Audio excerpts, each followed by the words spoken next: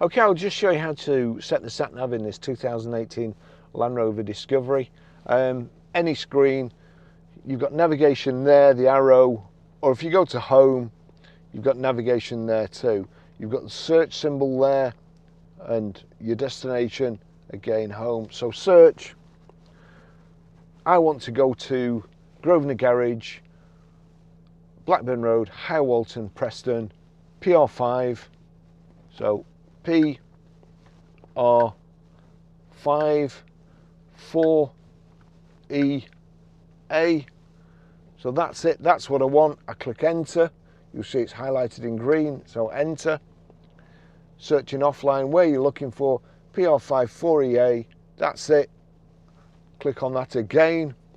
Navigation system is now only finding offline routes.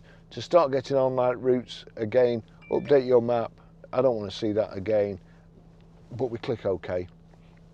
Now we have to click start. Click start. Turn that up. I'm using weird metaphors.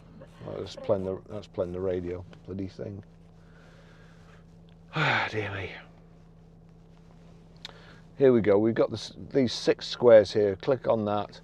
Search places, your destinations, stop guidance, turn on sound. That's what we want. Turn on sound.